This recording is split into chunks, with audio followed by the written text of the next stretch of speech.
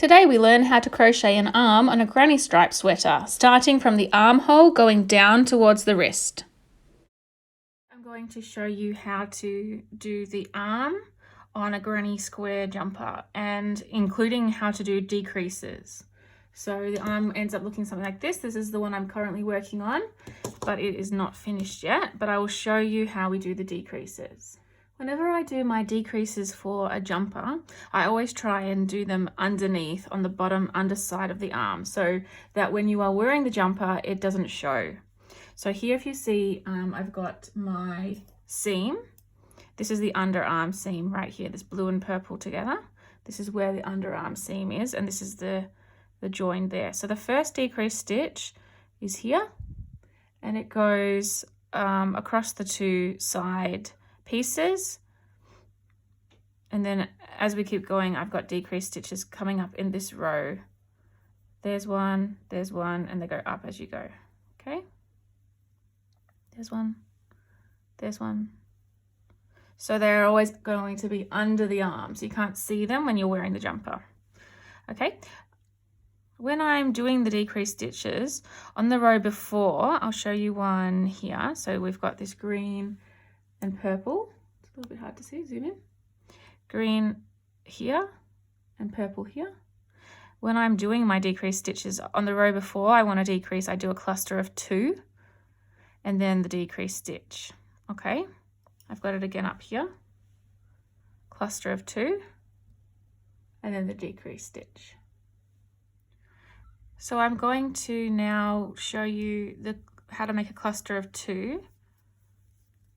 So on this pink row that I'm currently doing, I've decided that I'm going to decrease my row on the next row. So here I'm going to just do a cluster of 2 for my granny stitch, the regular granny stitch, just 2.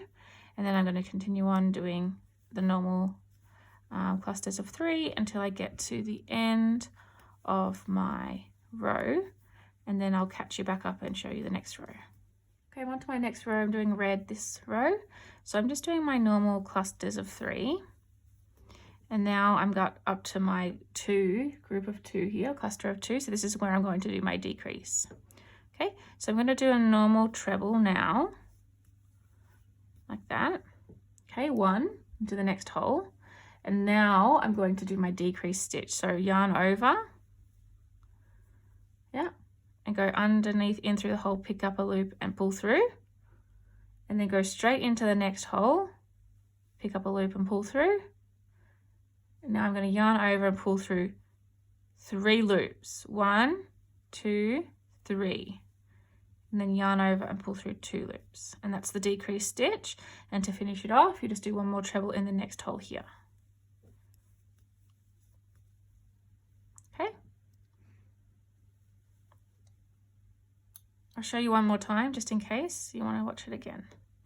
So starting with the decrease stitch into the first hole here next to the cluster of 2, we go in and do a normal treble, and then we do the decrease stitch. So yarn over in the hole and pick up a loop, straight into the next hole, pick up a loop, yarn over and pull through 3 loops, yarn over and pull through 2 loops.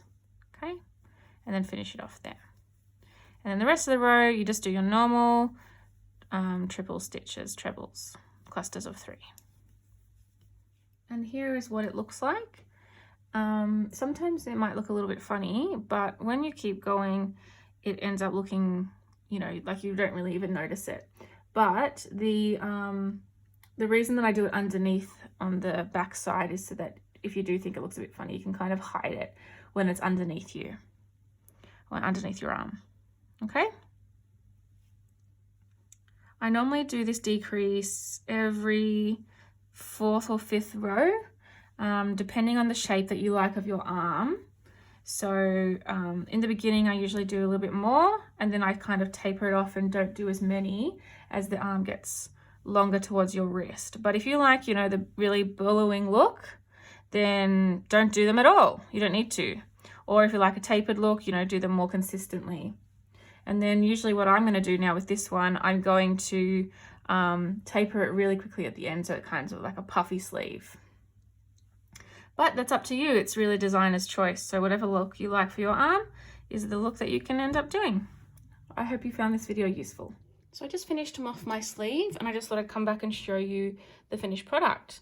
So here it is, and it has a nice blue cuff there. So I made it into the puffy end there, like I said I was going to do, so that it kind of billows out when you wear it, but it's nice and tight around the wrist. So I'm really happy with this. I really like the way it looks. I'll show you the finished product on the next slide.